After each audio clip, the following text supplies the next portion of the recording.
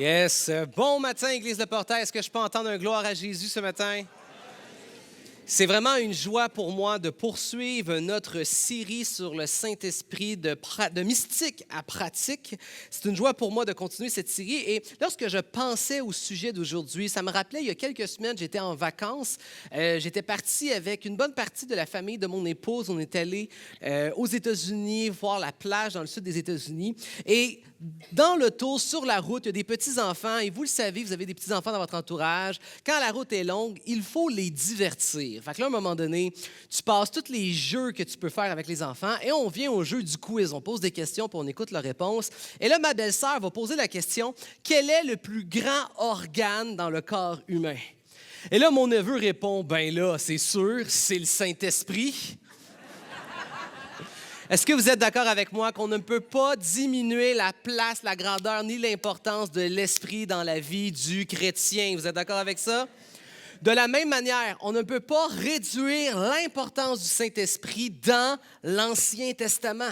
C'est pas souvent un réflexe qu'on a les chrétiens d'aller voir l'Esprit dans l'Ancien Testament, et pourtant, l'Esprit est l'auteur de l'Ancien Testament. Et l'Ancien Testament révèle la personne et l'œuvre de l'Esprit. C'est pourquoi le message d'aujourd'hui va être dans l'Ancien Testament. Je vous invite déjà à tourner dans vos Bibles. Vous pouvez aller dans le prophète Ézéchiel, chapitre 36, verset 25, et on va voir un tout petit passage de 3 versets qui résume l'œuvre de l'Esprit. C'est pourquoi le titre du message, c'est « Le Saint-Esprit dans l'Ancien Testament en 3 versets », qui fait écho au message de la semaine dernière avec Pasteur Gaétan, où on a vu qui est l'Esprit, mais résumé en un verset. On va voir aujourd'hui, ce matin, ensemble, l'œuvre de l'Esprit dans l'Ancien Testament, résumé en 3 versets. Si tu y es, on va commencer la lecture.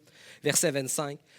Je répandrai sur vous une eau pure afin que vous deveniez purs. Je vous purifierai de toutes vos souillures et de toutes vos idoles. Je vous donnerai un cœur nouveau et je mettrai en vous un esprit nouveau. J'enlèverai de votre être votre cœur dur comme la pierre et je vous donnerai un cœur comme la chair.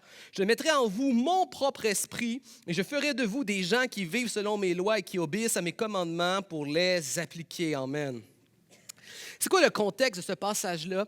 Eh bien, à ce moment, Israël est vraiment à son plus bas. Ça fait maintenant de génération en génération en génération qu'Israël est incapable de demeurer fidèle à l'alliance de Dieu. Et la conséquence, maintenant qu'ils vivent, c'est que Jérusalem est saccagée, le temple est saccagé, et ils sont maintenant sous domination ennemie babylonienne. Et le prophète Ézéchiel veut faire 2 choses. D'une part, il veut utiliser leur situation comme une illustration pour démontrer que l'homme, par nature, est incapable de demeurer fidèle à Dieu. Les standards de perfection de Dieu, l'homme est incapable de les atteindre parce que par nature, l'homme est imparfait, pécheur et continuellement rebelle et rébarbatif envers Dieu. L'homme est rebelle dans sa nature et ne peut être fidèle à Dieu. Donc, d'une part, il utilise la situation pour illustrer ceci, mais d'autre part, il veut apporter une consolation, un encouragement, et c'est là qu'il va annoncer une œuvre nouvelle que Dieu va faire. C'est la nouvelle alliance qui s'en vient en Jésus-Christ. Dieu va venir accomplir ce que l'homme ne peut pas accomplir et ensuite, par son esprit, il va l'appliquer à nos vies. En fait, il annonce la nouvelle alliance et dans ce passage précis, il annonce le ministère de l'Esprit Saint dans la nouvelle alliance. C'est la consolation, l'encouragement. Mais ce qu'il faut comprendre, c'est que tous les éléments qui sont annoncés pour la nouvelle alliance tirent l'origine de l'Ancien Testament, de l'Ancienne Alliance. On y retrouve les semences, les prémices du ministère que l'Esprit accomplira sous la nouvelle alliance. Et c'est ce qu'on va découvrir ensemble aujourd'hui. Et vous savez, de la même manière que il y a un lien entre quelque chose qui reflète. Vous savez, quand je me regarde dans le miroir, ce n'est pas moi, mais il y a un lien entre ce que je vois et ma personne. Croyez-moi bien, j'aimerais ça qu'il n'y ait pas de lien. J'aimerais ça être bien plus beau et en forme que ce que je vois dans le miroir. Mais il y a un lien entre l'objet et le reflet. Il y a un lien entre ce que l'Esprit fait dans l'Ancien Testament, le reflet, et ce que l'Esprit révèle pleinement dans le Nouveau Testament. C'est ce que la Bible appelle l'ombre des choses à venir. Il y a un lien entre un ombre et son objet. Si je vous montrais la silhouette des pasteurs ici à l'écran, vous seriez capable de faire la différence entre la silhouette de pasteur Ralph, pasteur Gaétan, pasteur Denis. Il y a un lien entre l'ombre et l'objet. Eh bien, on va voir ce lien-là. Qu'est-ce que l'Esprit révélait dans l'Ancien Testament qui va être la nature de son ministère dans le Nouveau Testament? Est-ce que tu es avec moi ce matin? Nous allons lire le premier verset de notre passage. Il est dit « Je vous donnerai un cœur nouveau et je mettrai en vous un esprit nouveau. » Un cœur nouveau, un esprit nouveau. On voit que l'Esprit va créer quelque chose qui est nouveau. Et c'est mon premier point, l'Esprit crée. créer un nouveau cœur, créer un nouvel esprit qui est avec une nouvelle disposition. Mais lorsqu'on crée quelque chose de nouveau, on sous-entend quelque chose d'ancien. Vous savez, il n'y a personne qui appelle une compagnie de rénovation pour venir réparer sa maison s'il n'y a pas déjà une maison qu'il faut réparer. Une restauration, une rénovation suppose une première création. De la même manière que l'œuvre de l'Esprit de créer quelque chose de nouveau, nous voyons que l'Esprit était déjà là, actif et présent en train de créer lors de la toute première création. On retourne aux origines. Genèse 1, verset 1, il est dit « Au commencement, Dieu créa le ciel et la terre. Or, la terre était informe et vide. Les ténèbres couvraient l'abîme et l'Esprit de Dieu planait au-dessus des eaux. Alors Dieu dit, donc à l'aide de sa parole, Dieu crée, que la lumière soit et la lumière fut. » C'est incroyable, on est dans le premier verset de la Bible et on voit déjà une image de la Trinité. Remarquez, le Père qui crée à l'aide de sa parole et l'Esprit qui est au-dessus des eaux. Dans certaines traductions, même hébraïques, on va parler de l'haleine de Dieu qui est sur la terre. Le Père, son outil, c'est la parole et l'Esprit qui est un peu comme les mains du potier qui est en train de donner forme à sa création. C'est une belle image de la Trinité, trois êtres, mais qui ne forment qu'un, de la même manière que tu ne peux pas distinguer ma parole de moi-même, alors que ma parole et mon souffle, c'est trois choses différentes, mais que tu ne peux pas les distinguer. Si je dis à ma femme, mon amour, je t'aime, j'aime tout ce que je vois, mais dès que tu ouvres la bouche, j'aime rien de ce que tu dis, alors peux-tu te taire pour le reste de notre vie? Je ne vais pas dormir dans le lit conjugal cette nuit-là. Je ne peux pas distinguer sa parole d'elle. De la même manière, on ne peut pas distinguer le souffle et l'haleine. Imaginez que je rentre mardi au bureau et là, j'ai mauvaise haleine. On va me le dire à moi que j'ai mauvaise haleine. On ne va pas le dire à mon souffle. Donc, c'est une image qui est quand même limitée pour nous, êtres humains, parce que notre souffle et notre parole n'ont pas une personnalité avec un intellect et des émotions. Et croyez-moi, vous ne voulez pas que mon haleine ait sa propre personnalité. Une image limitée, mais on voit déjà la semence de ce qui sera révélé pleinement dans le Nouveau Testament, la Trinité. Et lorsqu'on regarde à ces passages-là, nous voyons qu'on est juste au tout premier verset de la Bible, et ce verset, il est saturé de la grâce et de la bonne nouvelle de Dieu. Vous savez, il y a des choses qui sont saturées de grottrance, la Bible, elle est saturée de la grâce de Dieu, de sa bonne nouvelle. Déjà, qu'est-ce qu'on voit? On voit un Dieu trinitaire rempli d'amour qui crée.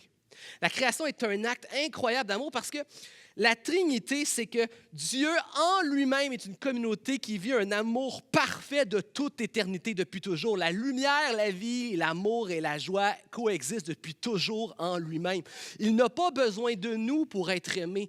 La création est un acte de grâce parce qu'il crée une créature qui sera invitée à participer à cet amour qu'il vit déjà parfaitement depuis toujours. Pas besoin de nous pour être aimé d'ailleurs.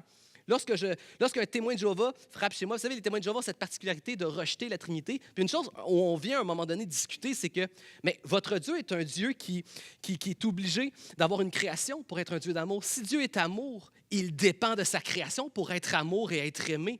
Il dit la Trinité ne dépend de personne. Il est parfaitement amour, vie et joie et communauté en lui-même depuis toujours.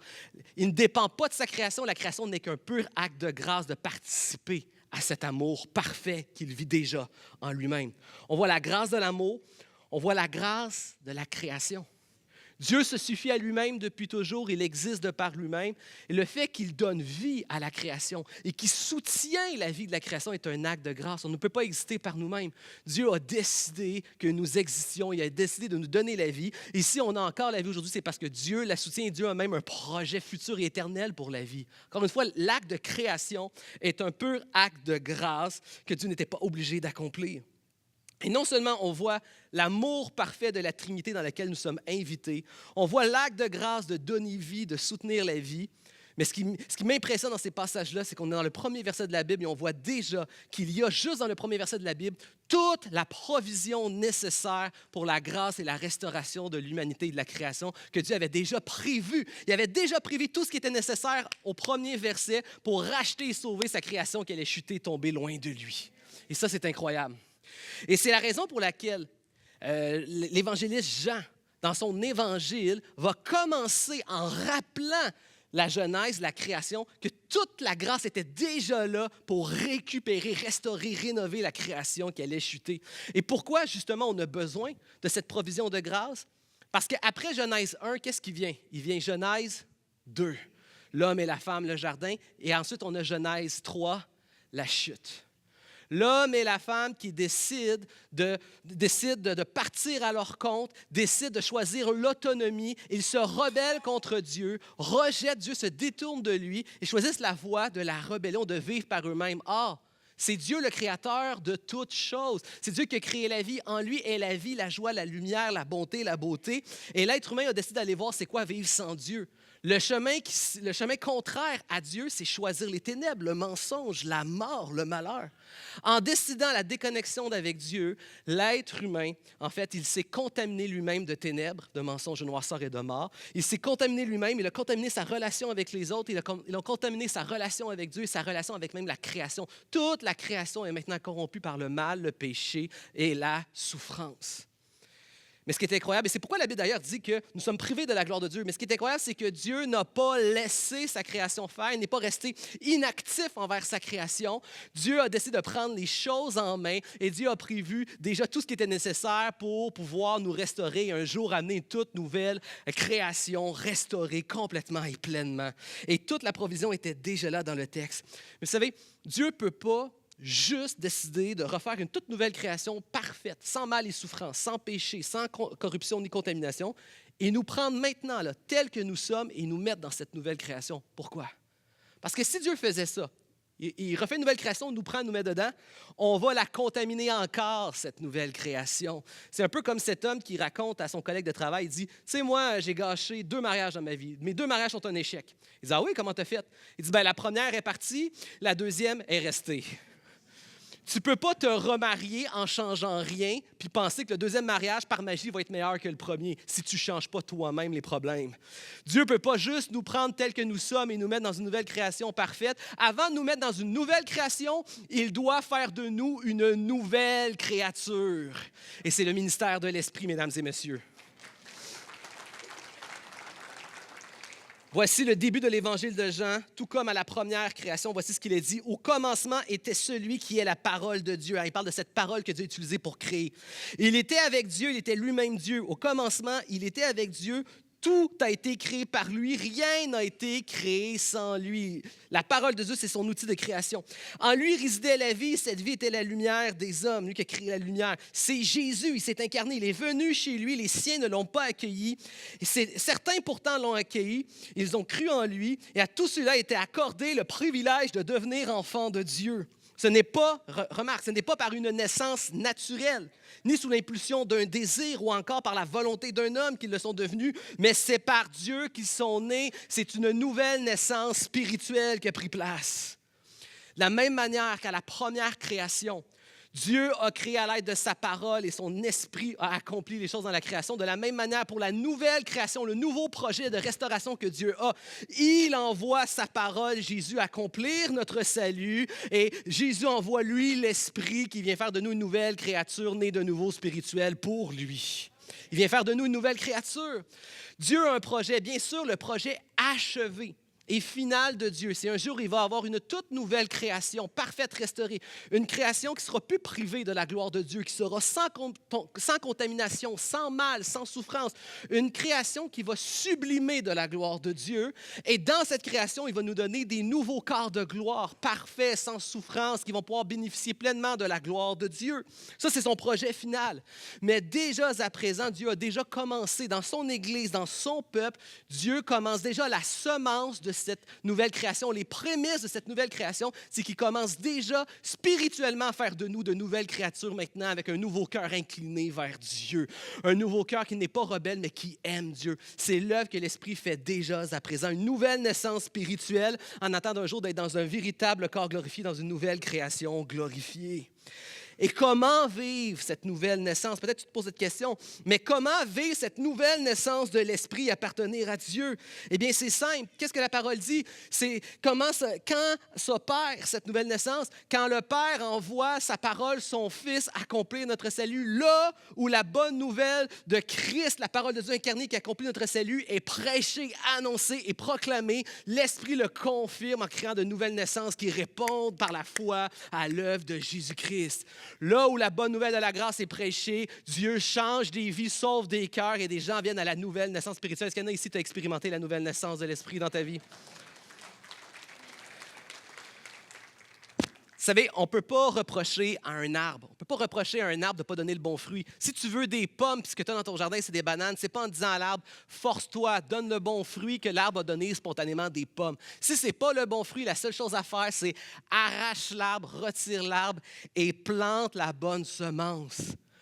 La manière de vivre la bonne nouvelle de l'Esprit qui donne un nouveau cœur, c'est simplement reçois la semence de la bonne nouvelle de Jésus.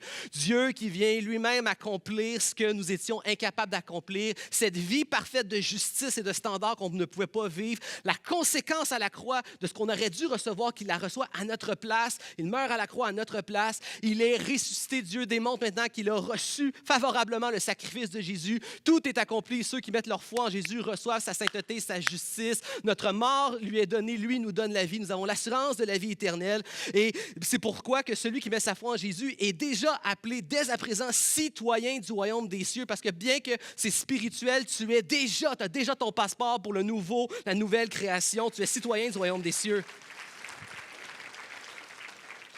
Là où la parole de Jésus-Christ, la bonne nouvelle de Jésus est prêchée, il y a des gens qui se repentent. Ils reconnaissent qu'ils sont par nature rebelles à Dieu et pécheurs, mettent leur confiance en Jésus. C'est la conversion. Je mets ma confiance que seul Jésus est ma justice devant Dieu et reçoit simplement la promesse de l'Esprit qui fait de toi maintenant un enfant de Dieu, un citoyen du royaume des cieux. C'est simple comme ça. Repentance, convertis, mets ta foi en Jésus et reçois la promesse et le nouveau cœur de l'Esprit Saint. C'est simple comme ça. C'est la bonne nouvelle de Jésus-Christ. Le verset 26 met cette emphase sur la nouveauté, la nouvelle création qu'il vient faire en nous. Mais le verset 27, lui, met l'emphase sur quelque chose d'autre. Regarde, « Je mettrai en vous mon propre esprit ». Dans le verset 26, ce qu'on voit, c'est que Dieu veut qu'on sache qu'il crée quelque chose de nouveau, mais dans le verset 27, il veut que ça soit clair, sans ambiguïté. C'est mon propre esprit à moi que je vais faire habiter en toi. Deuxième point ce matin, l'Esprit manifeste la présence de Dieu. C'est une des fonctions dans l'Ancien Testament qu'on retrouve partout. Déjà à la création, on l'a vu, au jour 1 de la création, l'Esprit manifeste la présence de Dieu sur la terre. On voit que l'Esprit manifeste la présence de Dieu dans la tente de la rencontre avec Moïse. Il va garder et conduire le peuple de Dieu dans le désert. Il va être dans le tabernacle lorsque le peuple il est nomade dans le désert. Il va être dans le temple lorsque le peuple va maintenant être sédentaire. Et les prophètes vont associer la gloire de Dieu dans le temple, les manifestations de la gloire de Dieu à la présence de l'Esprit de Dieu dans le temple de Dieu. L'Esprit a cette fonction de manifester la présence là où Dieu habite. Maintenant, je vais apporter une précision. Vous savez, Dieu est omniprésent. Il n'y a pas un micro-endroit dans l'ensemble du cosmos et de l'univers où Dieu n'est pas présent et souverain totalement. Vous savez, le Créateur est toujours plus grand que sa création. L'univers entier, nous dit le psalmiste, ne peut même pas contenir Dieu. Dieu est omniprésent. Mais Dieu ne prend pas plaisir à manifester sa présence de la même manière partout. La parole de Dieu nous dit qu'il y a des endroits où Dieu prend particulièrement plaisir à manifester sa présence. Et ce que j'aimerais te dire, c'est que contrairement à des choses qu'on peut entendre des fois à l'Église, l'Esprit était présent dans l'Ancien Testament et agissait sur les croyants de l'Ancien Testament. Il était présent, il agissait, mais il n'habitait pas dans les croyants de l'Ancien Testament. Là, peut-être que tu te dis, attends une minute, je ne comprends pas. Il agissait sur les croyants, mais il n'habitait pas dans les croyants. Comment ça se peut? J'espère que vous avez pris votre café avant de venir à la deuxième réunion. Je vais essayer de démêler ça avec vous. Peut-être que tu te dis, mais pourquoi c'est pertinent? Parce que c'est deux enseignements extrêmement opposés que souvent on peut entendre dans les églises, et je veux amener l'équilibre biblique dans ça. Un extrême, et tu as peut-être déjà entendu des choses similaires dans ta vie. Il y a des pasteurs qui vont enseigner que dans l'Ancien Testament, l'Esprit n'agissait pas. Il vient juste des fois sur certaines personnes en fonction et c'est temporaire, il se retire. Puis on va utiliser un passage où David va plaider pour que l'Esprit ne s'en aille pas de lui et demeure. On va parler plus tard de ce passage-là, ça ne parle pas de ça. Ça parle pas de ça. Donc, il y a des pasteurs qui vont dire, dans le fond, l'Esprit ne changeait pas les cœurs des croyants dans l'Ancien Testament. L'Esprit n'était pas là dans l'Ancien Testament, il ne résidait pas dans les gens. Et dans le fond, on va dire, bien, les gens étaient sauvés simplement en offrant des sacrifices puis en essayant d'être fidèles à l'alliance de Dieu. Autrement dit, il y a des gens qui disent qu'au ciel, il va y avoir des gens qui n'ont pas l'Esprit puis qui ont acheté leur place par les œuvres. Il y en a qui prêchent ça. Un autre extrême qu'on entend dans les églises, c'est que L'expérience des gens dans l'Ancien Testament, dans l'Ancienne Alliance, est exactement la même que les chrétiens dans l'Église aujourd'hui. C'est simplement que les termes, les mots ont changé, on utilise des symboles différents. Dans l'Ancien Testament, on devait se circoncire. Dans le Nouveau Testament, on se fait baptiser. Tous les hommes disent « Amen ». Donc, on va dire les mots changent, les formes changent, mais la substance est exactement la même chose. L'expérience des croyants dans l'Ancien Testament, c'est la même chose que dans le Nouveau Testament, c'est juste que là, la révélation est différente. En fait, c'est deux extrêmes. L'Esprit était présent et agissait sur les vrais croyants de l'Ancien Testament. Il n'y aura personne au ciel qui n'a pas l'Esprit et qui a acheté sa place par les œuvres. Personne au ciel. Mais en même temps, c'est pas vrai que l'expérience des gens de l'Ancienne Alliance est exactement la même que nous. Il y a une progression dans la Bible qui mène vers le plein accomplissement de Christ à la croix.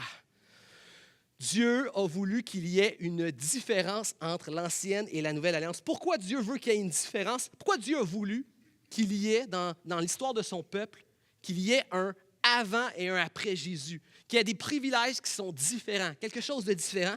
Parce que la différence nous enseigne quelque chose. Le fait qu'il y a des privilèges différents avant et après Jésus-Christ, ça met l'emphase sur le fait que Dieu a voulu qu'on comprenne la gravité, l'importance du péché humain qui nous sépare normalement de Dieu. Mais en même temps, il veut qu'on réalise la grandeur de l'exploit de ce que Christ a accompli dans sa vie parfaite et sa mort à la croix pour nous réconcilier avec Dieu. Dieu veut qu'on comprenne l'importance du péché, l'importance de l'œuvre de Jésus. Et pour qu'on comprenne cette importance, il n'y avait pas le choix de faire une différence entre un avant et un après Jésus-Christ. Est-ce que tu me suis? Et dans cette importance, ce qu'on voit, c'est que l'Esprit agissait dans l'Ancien Testament. L'Esprit changeait les cœurs dans l'Ancien Testament. Il était déjà en œuvre.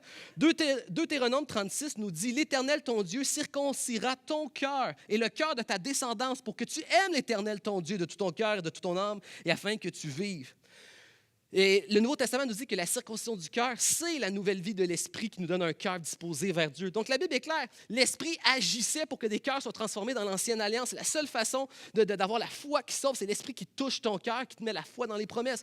On voit que les croyants dans l'Ancienne Alliance n'étaient pas sauvés en faisant des sacrifices. Les prophètes ainsi que Hébreux dans le Nouveau Testament nous dit que les sacrifices n'ont jamais sauvé personne. Les sacrifices au temple étaient simplement un moyen de garder la foi dans celui qui allait un jour venir et être le vrai sacrifice qui nous qualifie devant Dieu. Les gens de l'Ancienne Alliance étaient touchés par l'Esprit et avaient la foi dans le Messie qui allait un jour venir. Et les gens dans la Nouvelle Alliance ont aussi le cœur touché par l'Esprit, mais nous, on a la foi dans celui qui est venu accomplir le grand sacrifice. Donc, 100% des gens dans l'histoire de l'humanité qui se retrouvent au ciel pour l'éternité ont été touchés par l'Esprit, ont mis leur foi dans le Messie. Vous me suivez? L'Esprit agissait dans l'Ancienne Alliance.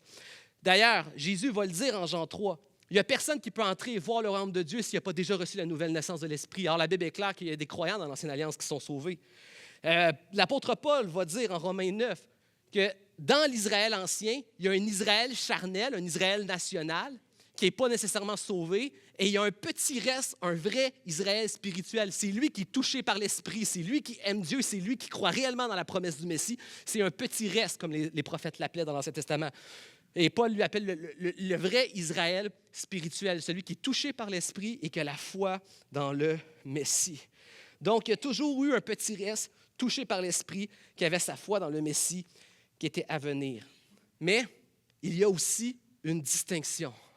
Donc, 100% des croyants étaient touchés par l'Esprit, croyant dans le Messie, mais Dieu, comme je l'ai mentionné tantôt, il a voulu un avant et un après Jésus-Christ pour montrer l'importance de l'œuvre de Jésus. Et c'est quoi la nuance? C'est quoi la différence qu'on voit? Plusieurs différences. On voit que dans l'Ancien Testament, comme je l'ai mentionné, le peuple de Dieu, c'était un petit reste. Il y avait un grand peuple, un grand Israël national, né de parents juifs, qui allait au temple, qui faisait les prières, qui avait l'air d'être une bonne personne. Mais ce n'est pas ça qui faisait d'eux des gens sauvés. C'était vraiment un petit reste. Mais dans la Nouvelle Alliance, on nous parle d'un immense peuple international qui recouvre toute la terre, de gens chrétiens nés de nouveau, qui aiment Dieu, qui ont l'Esprit de Dieu qui vit en eux. On est passé d'un petit reste à un gigantesque peuple international multiethnique, multiculturel qui représentait ici même dans cette Église. Même ici, on voit la grandeur du peuple de Dieu, la multitude du peuple de Dieu. Un petit reste versus un immense peuple. On voit aussi que dans l'Ancien Testament, le peuple était limité à une ethnie. Si quelqu'un voulait devenir un croyant, il devait devenir juif, aller vivre en Israël et il devait rester près du temple. Dans la Nouvelle Alliance, la foi se répand sur toute la terre, dans toutes les nations. On n'est plus limité à un endroit, mais la présence de Dieu peut maintenant se répandre sur toute la terre. Une chose aussi qu'on voit avec la Nouvelle Alliance, c'est que dans l'Ancienne Alliance, ce petit reste était toujours dans l'attente qu'un jour, peut-être le Messie allait venir, peut-être Dieu va accomplir ses promesses, mais on ne les a pas encore vues, ces promesses. Dans la Nouvelle Alliance, nous avons l'assurance que les promesses de Dieu sont vraiment accomplies parce que dans l'histoire, nous l'avons vu, cet accomplissement. Jésus de Nazareth, il est venu, il a marché sur la terre, il a été parfait, il a été crucifié sur Ponce Pilate et il est ressuscité. Puis on a des messages qui en parlent, c'est un fait historique qui est très solide, mesdames et messieurs. Christ a tout accompli, nous en avons l'assurance. Et non seulement on n'est plus dans l'attente de peut-être que ça va être accompli, mais parce que nous avons vu la résurrection comme un fait historique, nous avons maintenant l'assurance de l'efficacité de notre salut, puisque Christ a accepté, puisque le Père a accepté le sacrifice du Fils d'une façon favorable. Nous savons que si notre foi est en lui, nous serons reçus favorablement pour l'éternité par lui. La résurrection, c'est le sceau que le salut est accompli. Si tu es en Jésus, tu as un plein salut, tu as pleinement l'Esprit, la présence de Dieu à l'intérieur de toi, mes amis. Ça, c'est une bonne nouvelle incroyable. Et c'est pourquoi il y a un avant et un après Jésus. Pour avoir cet enseignement-là. Oui, dans l'Ancienne Alliance, il était touché par l'Esprit, il y avait la foi. Mais nous avons un peuple gigantesque à travers toute la terre qui est né de nouveau, qui connaît Dieu. Notre assurance dans le salut est véritable parce que Jésus est venu. Nous savons qu'il est efficace. Nous partageons notre foi et nous pouvons répandre la terre de la présence de Dieu. Alors qu'à l'époque, il fallait aller au temple, il fallait aller à Jérusalem, il fallait être un Juif. C'est un peu comme, vous savez, je ne sais pas si vous vous souvenez de ce vieil endroit qui n'existe plus aujourd'hui, qu'on appelle le Vidéoclub Vidéotron. Moi, je suis triste que ma fille ne connaîtra pas c'est quoi cette réalité-là. À l'époque, tu voulais un film, il fallait que tu ailles à un endroit pour aller le chercher, puis il y avait tout un rituel pour trouver son film. Aujourd'hui, les jeunes ont accès à n'importe quel film, n'importe où ils sont. S'ils ont leur téléphone avec eux, ils ont accès à un film. Pourvu que tu aies payé ton compte d'Internet, que ton nom se retrouve dans leur compagnie, que tu es dans leur compagnie, tu as le Wi-Fi partout avec toi. Est-ce que tu comprends l'application à ça? Si Jésus a payé la dette de ton péché à la croix, que ton nom est dans son livre de vie, que tu es en lui, tu lui appartiens, tu as le Wi-Fi divin partout avec toi où ce que tu es.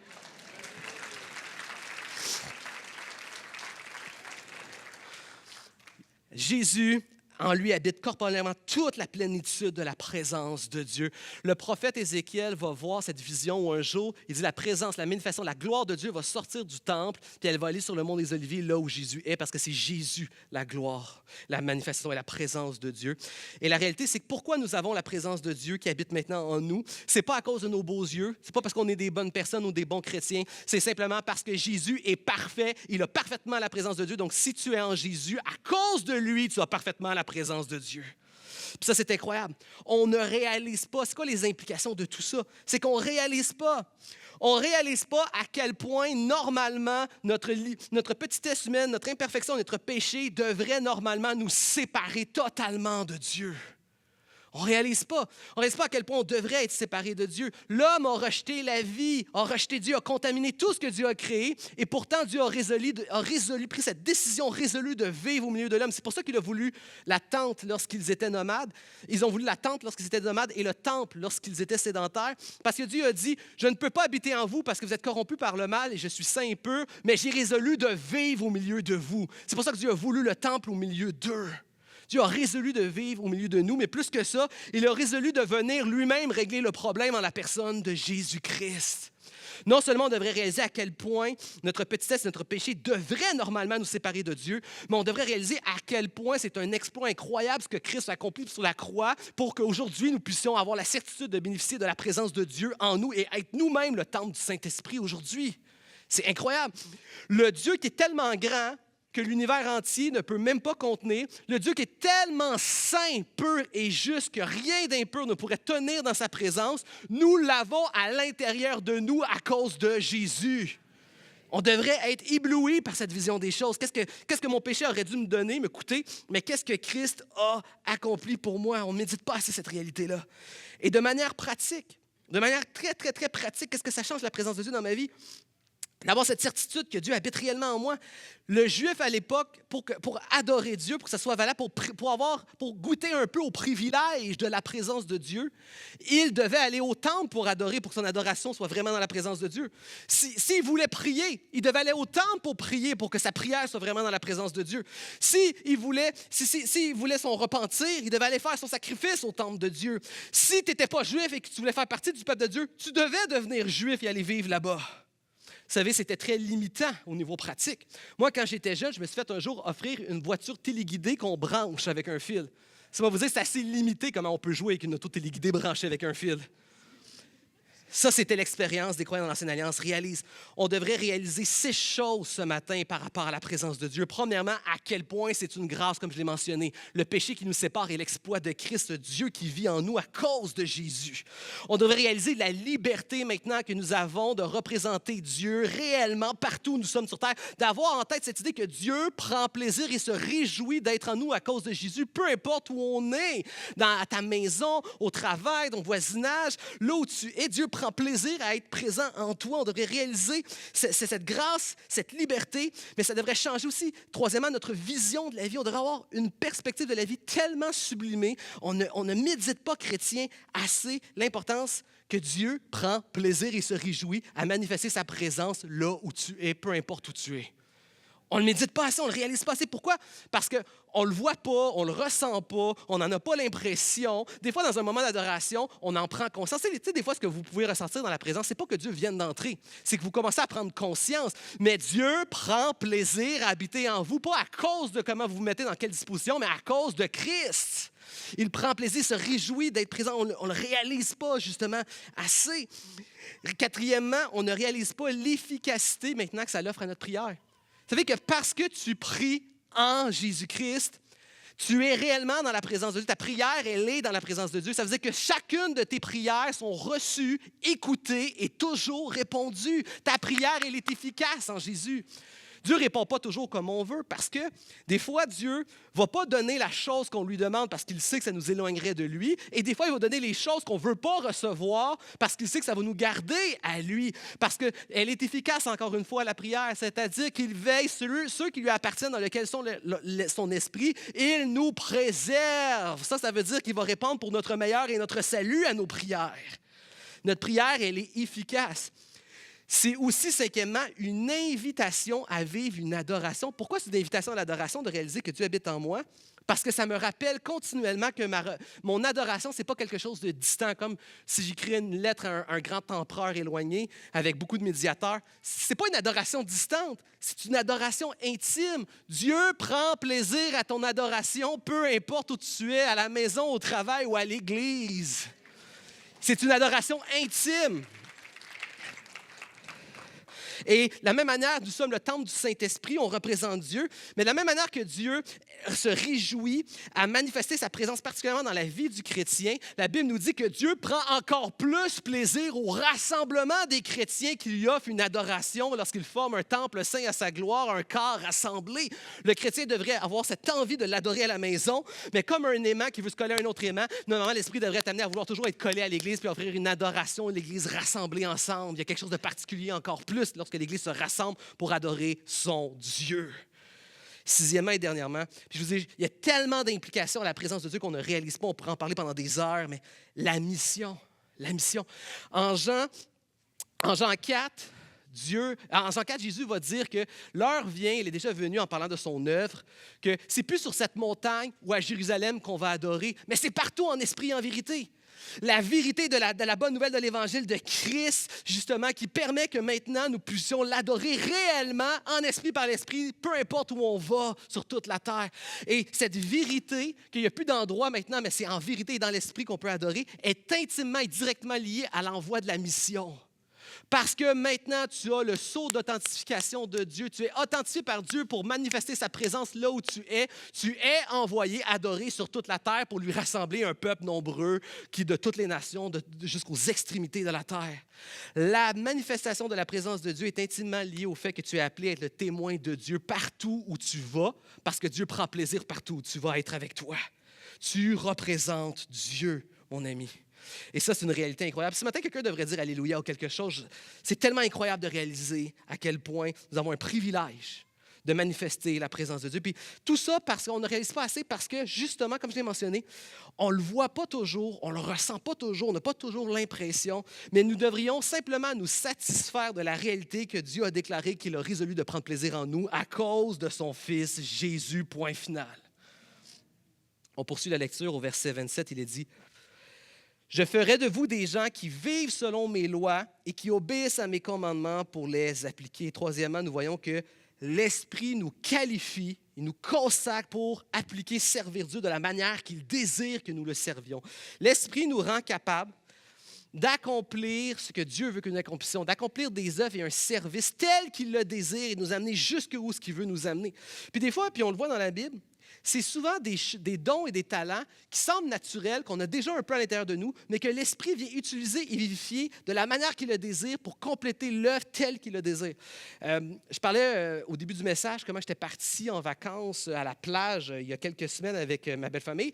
Et je ne sais pas si vous êtes déjà allé à la plage, peut-être vous avez déjà eu ça, une espèce de carrosse avec des grosses roues de sable dans lequel on met tout le stock de plage et qu'on essaie de faire rouler sur le sable. Et c'est très difficile.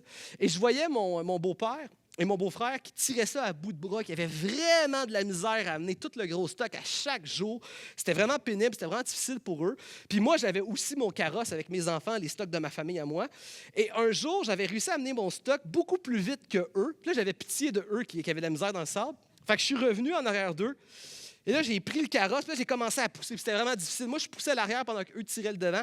Et là, mes pieds s'enfonçaient dans le sable. Je mettais vraiment toutes mes forces, toute mon énergie, jusqu'à temps qu'on finisse par arriver au spot que les filles ont décidé, qui était toujours très, très, très loin de l'entrée de la plage. Fait que là, on arrive au spot. Et là, moi, je suis plus capable. Moi, je suis mort, je suis épuisé. J'ai le cœur qui bat dans la gorge, j'ai plus de souffle. Puis là, je vois mon beau-frère et mon beau-père qui commencent à se parler, puis qui se disent « Hey, c'était facile hein, aujourd'hui, contrairement aux autres jours. Je sais pas qu'est-ce qui se passe. Je pense qu'à force de le faire à tous les jours, on commence à devenir un petit peu plus en forme, un petit peu plus fort. » Puis moi, je suis en arrière, puis je suis comme « Les gars, puis là, il y a mon beau-frère qui se tourne. Ah, t'étais là, Simon? Oui, j'étais là. C'est moi qui ai fait que c'était facile aujourd'hui. C'est avec mon souffle à moi que j'ai poussé toute le carrosse tout seul. » C'est l'œuvre de l'Esprit dans nos vies. Il prend ce que nous sommes capables de faire, mais c'est lui qui nous amène, il nous rend capables d'arriver à l'endroit que l'Éternel veut que nous ayons. Vous savez, dans la Bible, on parle souvent, à certains endroits dans le Nouveau Testament, on parle de dons spectaculaires, extraordinaires que l'Esprit donne à certains moments. Mais plus souvent qu'autrement, puis on le voit dans l'Ancien Testament, l'Esprit prend des dons et des talents naturels que nous avons qu'il vient vivifier pour la gloire de Dieu. On le voit avec la sagesse de Joseph et de Daniel. On le voit à l'Esprit qui donne le leadership à Moïse et aux anciens. On le voit même avec Bethsaël, où Dieu va donner des capacités au niveau de l'ingénierie et de l'artisanat pour concevoir le tabernacle, et on va le voir avec le temple. Et on le voit aussi avec des capacités au niveau royal, avec le roi Saül, le roi David. D'ailleurs, quand David prie justement l'Éternel de ne pas retirer l'Esprit, il parle justement de cette qualification que l'Esprit lui a donnée pour être roi. Il ne parle pas de son salut. Bien sûr, David est inquiet pour son salut, puis il va demander plaider grâce pour l'Éternel parce qu'il sait qu'il a commis un péché qui mériterait normalement la mort. Mais lorsqu'il parle de l'onction, il parle de l'onction de royauté. Vous savez, l'onction, c'est le mot pour la consécration où Dieu te qualifie pour accomplir une œuvre particulière. Et là, c'est la qualification pour la royauté. Et c'est les mêmes mots qui sont utilisés lorsque Dieu a fait le jugement à Saül. Saül a été rebelle envers Dieu. Alors Dieu a dit, je vais te retirer l'onction royale, je vais la donner à quelqu'un d'autre, et c'est David. Et là, David a péché contre l'Éternel. Et il plaide pour la grâce, puis ce qu'il demande, c'est retire-moi pas cette qualification pour être un bon roi pour ton peuple. C'est ce que David il demande. Donc, ce n'est pas l'Esprit qui se retire des gens, c'est la qualification de l'Esprit pour être un bon roi. Il l'a retiré à Saül parce que Saül était rebelle et pécheur. David, il a péché, mais il n'était pas rebelle. David s'est repenti, il aimait Dieu, et c'est pour ça que Dieu a fait grâce à David. Dieu a qualifié David pour qu'il puisse être un bon roi. Et ce que l'Esprit fait dans nos vies, en fait, c'est qu'il vient nous nettoyer. La consécration, c'est « je te nettoie et te rends propre au bon usage de ce que l'Éternel veut ». En fait, je te nettoie de ta chair et de tes mauvaises motivations pour que tu aies une bonne motivation spirituelle pour servir Dieu tel qu'il le désire. Vous savez, Pasteur Gaétan, il parle souvent de son chat. Je ne sais pas si vous avez déjà remarqué ça. Il consacre beaucoup d'espace à son chat. Et vous savez, autant que Pasteur Gaétan aime ça chez lui, donner plein d'espace à son chat, je ne suis pas inquiet lorsqu'il m'invite à manger chez lui, que lorsque je vais manger la soupe, je prenne par erreur la petite cuillère qu'on utilise pour enlever les caca de chat dans la litière, puis que je mange ma soupe avec ça. Pourquoi je n'ai pas cette peur, malgré tout l'espace que son chat prend chez lui? Parce que je sais que Pasteur Gaétan a consacré les ustensiles propres à manger pour qu'ils soient nettoyés, propres et consacrés à cet usage-là, et qu'il a consacré une toute petite pelle pour le caca de chat. Il a consacré et séparé les éléments. De la même manière, tu es consacré maintenant, nettoyé dans le sang de Jésus-Christ et par l'action de l'Esprit dans ta vie à être propre pour l'usage de l'Éternel. Tu es consacré pour cet usage-là. D'ailleurs, Paul va dire en Romains 6, justement, ne saviez-vous pas, il pose comme une question que tu peux être deux choses. Tu peux être soit une arme entre les mains de ta chair, du péché, de ce monde et de Satan contre l'Éternel, parce que si ce qui te motive, c'est la chair, c'est ton péché, c'est les pensées de ce monde ou c'est Satan, tu vas être une arme contre la volonté de Dieu, sa parole et son peuple. Tu peux être soit une arme utilisée par l'ennemi ou tu peux être un outil entre les mains de l'Esprit pour la gloire de Dieu. C'est l'un ou l'autre. Qu'es-tu, une arme ou un outil? Et Dieu vient nous nettoyer. Ce qui veut dire, en fait, c'est que Dieu t'appelle à avoir le désir de le servir. Il veut que tu aies le désir de lire ta Bible, de prier, de servir, d'être serviable dans ta maison, servir avec tes collègues, de servir à l'Église de Jésus-Christ, le corps de Jésus-Christ. Il veut t'appeler à être serviable, servir, donner tes dons, tes talents, être actif pour Dieu partout où tu es. Et il veut que tu fasses cela, mais tu le fasses toujours avec la bonne motivation, pour les bonnes raisons. Il veut te nettoyer de nos désirs de chair.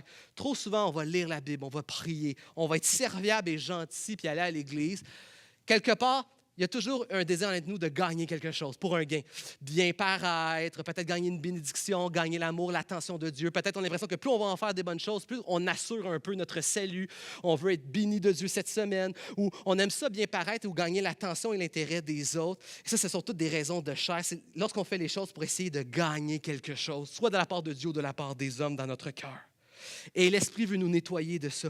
Il veut que notre motivation soit spirituelle. Ce qu'on fait, on le fait par la foi et on le fait ultimement pour la gloire de Dieu, ultimement. Ça veut dire quoi, faire les choses spirituelles?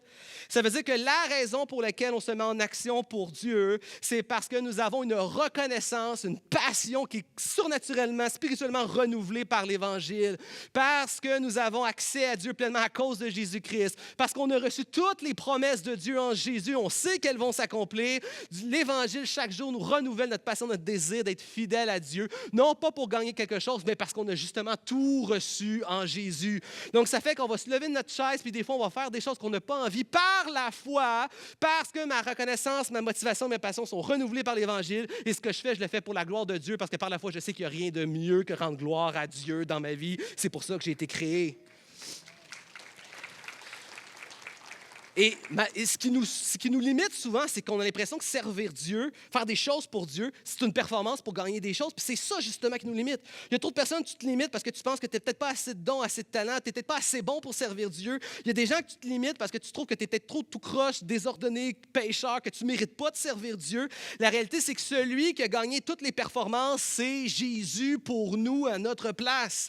C'est quoi le deuxième nom de Jésus? Jésus-Christ. Christ, ça veut dire celui qui est consacré, celui qui a reçu l'onction en grec. Jésus, c'est le consacré, le qualifié par excellence. C'est lui qui est allé te qualifier parfaitement devant Dieu à ta place. Ça veut dire que toute la vie chrétienne, on n'essaie pas de gagner rien. La vie chrétienne n'est pas une performance. La vie chrétienne, c'est simplement une louange de reconnaissance. Laisse-toi pas limiter par tes dons, tes talents ou tes erreurs. Lève-toi et sers l'Éternel sans pression ni performance. Et j'invite les musiciens, j'arrive au dernier point ce matin. L'Esprit crée une nouvelle créature, un nouveau cœur, un nouvel esprit bien disposé envers Dieu en nous. L'Esprit manifeste maintenant la présence de Dieu qui prend plaisir en nous à cause de Jésus. L'Esprit veut nous consacrer, nous qualifier pour son service.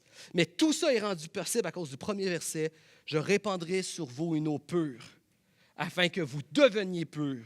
Je vous purifierai de toutes vos souillures, de toutes les idoles. » Il va déraciner les mauvaises idoles de notre cœur et nous purifier. Tout ceci est possible, quatrièmement et dernièrement, parce que le Saint-Esprit nous sanctifie. L'œuvre principale de l'Esprit chez les croyants. Tu sais, Le chrétien a besoin de la sanctification. La première étape de la sanctification, c'est que quand tu mets ta foi en Jésus, l'Esprit vient appliquer sur ta vie la belle justice glorieuse, parfaite de Jésus. Devant Dieu, tu es déjà vu comme étant juste tel que Jésus et accès à ses promesses et à son royaume. Mais la réalité, c'est qu'ensuite, il a besoin de poursuivre une œuvre de sanctification dans notre vie pour que notre vie sur terre reflète de plus en plus la justice de Jésus-Christ. Parce que oui, l'Esprit met en nous quelque chose de nouveau, un nouvel esprit, un nouveau cœur avec de nouvelles dispositions, mais jusqu'au jour où on atteint la nouvelle création, il y a encore le vieil homme à l'intérieur de nous avec ses mauvaises dispositions contre Dieu. Il y a une lutte, il y a une tension, il y a un combat dans l'intérieur du chrétien. Un jour, nous allons vivre la liberté. Il n'y aura plus cette tension. Nous serons pleinement un corps glorifié avec un esprit à 100% disposé qui va prendre pleinement plaisir en Dieu pour l'éternité dans sa gloire parfaite. Mais actuellement, il y a une tension, il y a une guerre à l'intérieur de nous.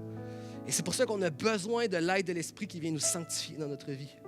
Un grand théologien, Charles Hodge, va dire « La sanctification est une œuvre continue de l'Esprit Saint qui consiste à détruire les vieilles inclinaisons du péché et à faire croître en nous des affections saintes et des désirs spirituels. » L'Esprit fait deux choses.